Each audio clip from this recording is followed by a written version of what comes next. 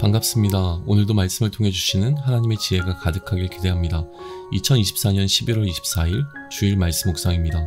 오늘 묵상할 본문은 호세아 5장 1절로부터 15절까지의 말씀이에요. 한 줄 묵상과 적용입니다. 스스로 만든 하나님의 부재의 시간이 고통스럽게 다가올 때야 비로소 다시 하나님을 찾습니다. 찾으면 하나님은 만나주세요. 그러나 찾아도 만나주시지 않는 순간이 옵니다.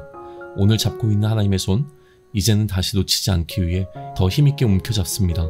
나의 교만함으로 인해 하나님 부재의 시간을 사는 것이 아니라 하나님과 함께하는 임재의 시간을 살아가겠습니다. 본문을 읽겠습니다. 이렇게 기록되어 있어요.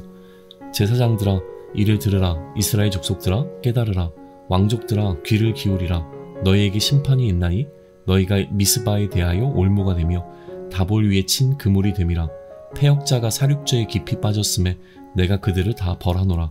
에브라임은 내가 알고 이스라엘은 내게 숨기지 못하나니 에브라임아 이제 내가 음행하였고 이스라엘이 더러워졌느니라. 그들의 행위가 그들로 자기 하나님에게 돌아가지 못하게 하나니 이는 음란한 마음이 그 속에 있어 여호와를 알지 못하는 까닭이라. 이스라엘의 교만이 그 얼굴에 드러났나니 그 죄악으로 말미암아 이스라엘과 에브라임이 넘어지고 유다도 그들과 함께 넘어지리라. 그들이 양떼와 소를 끌고 여호와를 찾으러 갈지라도 만나지 못할 것은 이미 그들에게서 떠나셨음이라. 그들이 여호와께 정조를 지키지 아니하고 사생아를 낳았으니 그러므로 새 달이 그들과 그 기업을 함께 삼키리로다. 너희가 기브아에서 뿔라빠를 불며 라마에서 나팔을 불며 벳 아웬에서 외치기를 베냐민아 내 뒤를 쫓는다 할지어다. 벌하는 날에 에브라임이 황폐할 것이라. 내가 이스라엘 지파 중에서 반드시 있으리를 보였노라. 유다 지도자들은 경계표를 옮기는 자 같으니 내가 나의 진노를 그들에게 물같이 부으리라. 에브라임은 사람의 명령 뒤따르기를 좋아하므로 학대를 받고 재판의 압제를 받는도다.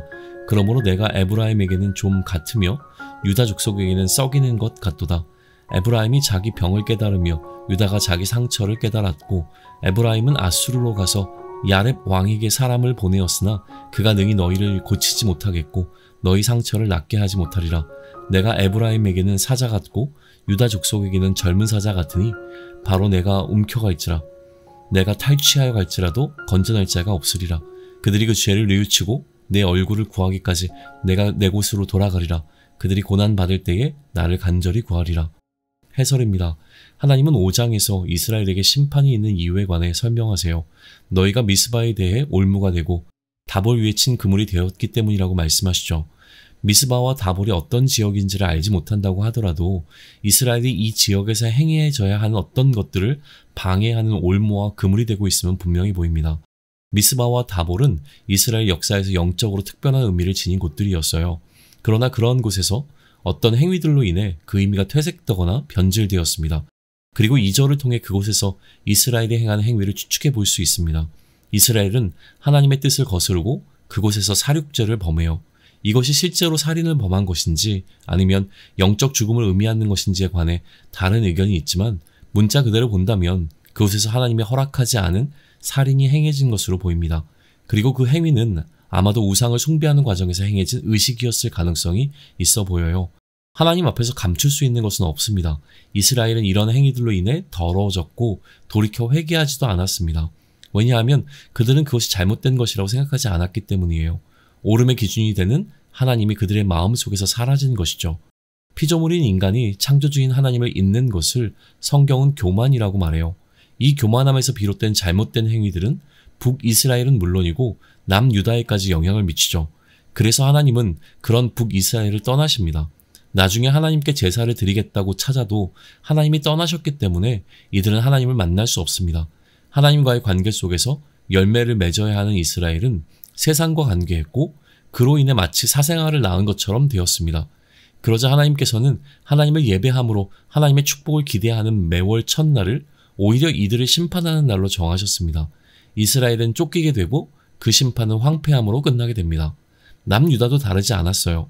남유다는 북이스라엘보다는 하나님을 따랐지만 마치 경계표를 옮기는 자와 같이 하나님의 기준을 자신의 뜻대로 변경했습니다. 북이스라엘은 하나님이 아니라 아예 사람의 뜻대로 행했고요. 그래서 하나님은 북이스라엘과 남유다에게 이제 하나님이 복이 아니라 오히려 해가 될 것이라고 말씀하세요. 하나님으로 인해 북이스라엘과 남유다는 병들고 상처 입게 될 것이기 때문이었습니다. 그러나 이들은 어디에서도 그 상처를 치료받을 수 없었습니다. 하나님은 이들에게 사자와 같아서 그 누구도 하나님으로부터 이들을 건져낼 수 없기 때문입니다. 하나님은 이들이 자신의 죄를 뉘우치고 하나님을 찾을 때까지 떠나시겠다고 선언하세요. 적용입니다. 교만이 문제입니다. 그 신이 어떤 신이든 인간이 신을 좌지우지할 수 있다고 생각하는 것만으로도 얼마나 교만해요. 그럼에도 인간은 우리의 열심으로 신을 움직일 수 있다고 믿어왔어요. 신을 조정해서 내 문제에 개입하고 그 문제를 해결하도록 만드는 것이죠. 그러나 인간에 의해 좌우되는 신이라면 인간의 하수인이고 인간이 만든 신에 불과해요. 특히나 하나님은 창조주세요. 그런데 피조물인 인간이 하나님의 뜻을 따르지 않는 것도 가당치 않은 일인데 이제는 아예 하나님의 존재를 잊어버립니다. 하나님의 필요를 알게 하기 위해 하나님께서는 자신의 부재의 시간을 경험하게 하시죠.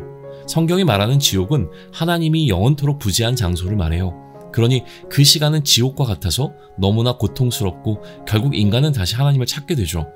교만해서 마치 하나님 없어도 내 능력으로 충분히 살아갈 수 있을 것처럼 살다가 나의 능력의 한계를 마주할 때 비로소 하나님을 찾는 내 모습과 이스라엘은 크게 다르지 않습니다.